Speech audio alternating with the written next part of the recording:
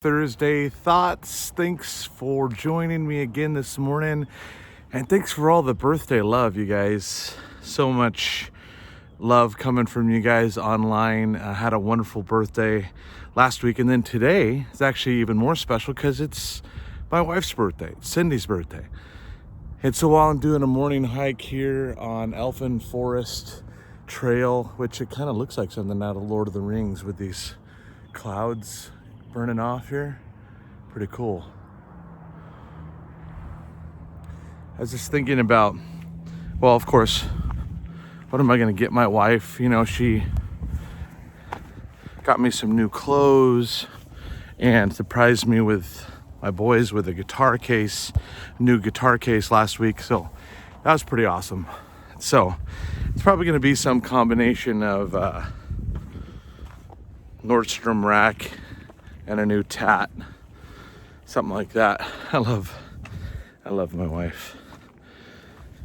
And I was thinking about the best thing that I could have given her was to let her go.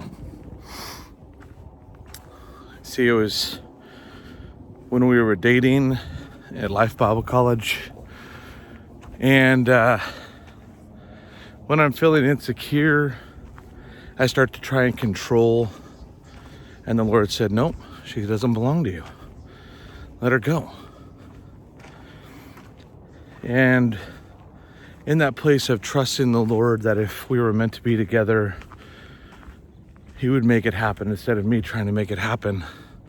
It was something so beautiful that in my control I would have crushed, but in His hands began to bloom. It was so much better than anything that I could have done. And I just think about how that letting go didn't stop, but it continues. It was at a Foursquare convention that God told me to go back in 2019 and ask Cindy, hey, what do you want to do? If you could do anything. At this point, we were both ministers, pastors at New Hope Oahu. She was on my executive team overseeing our life stages. Amazing church, amazing opportunity. And for me, it was a dream come true to get to minister with Cindy full time. And yet I just really felt like the Lord was saying, ask her that if she could do anything, what would you want to do? And she kind of surprised me, and she said, well, if I could do anything, I love what I'm doing right now. I love ministering with young people. I love seeing them find their potential. But if I could do anything, I'd love to do business as mission. I said, tell me about it. She said, I'd love to do real estate.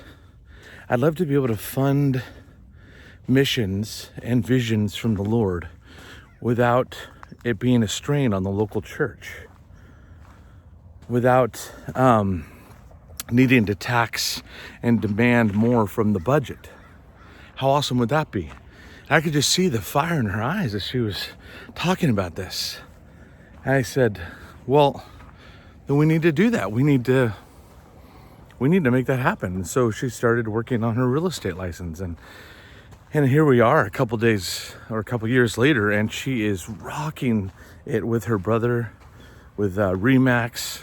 She took me out to a site that she was helping develop, a land development site, and she was talking with the construction workers, you know, the carpenters, and helping facilitate all of this. She was talking to me yesterday about a friend of ours that's listing with her a place and how excited she was to follow the Lord and help find the perfect place for them and their family as she heard their heart and their vision. And I thought, oh my gosh, this is as much ministry, if not more, than she was doing before.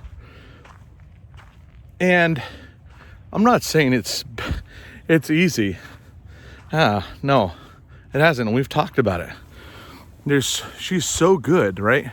She's so talented at what she does that, man, if I had her at the Father's house, let's just say it would be amazing, because she is so good at what she does and caring for people, and she's very administrative and organized, and she would always help me facilitate the visions, and she always supported me. And now it's my turn to support her. And that letting go, it doesn't end, does it? Like if we love somebody, you've all heard it say, if you love them enough, you got to let them go. And that's not just a one-time letting go. That's a constantly letting go. And trusting that our job, as my marriage counselor told us, pre-marriage counselor before we got married, my job as a husband isn't to get Cindy to fulfill my vision or calling, but that I'm going to stand before the Lord one day and the Lord's going to ask, did you help her to become all I called her to be? And that doesn't happen without constantly letting go. I think about my boys, Elijah and Aiden, that are serving at the Life Bible College or Life Pacific Extension Campus at our friend's church and Daybreak. And man, I'd love to have them at my church at the Father's house. But right now, I need to let them go. And I have to let them go over and over again because they're growing and thriving in an environment that has nothing to do with me. But it's exactly where they need to be. If I love them enough, I'm going to let them go. And it's not a letting go like passively, like, oh, I'm going to be passive aggressive about it and I'll let you go, but I'm going to cross my arms and pout over in the corner.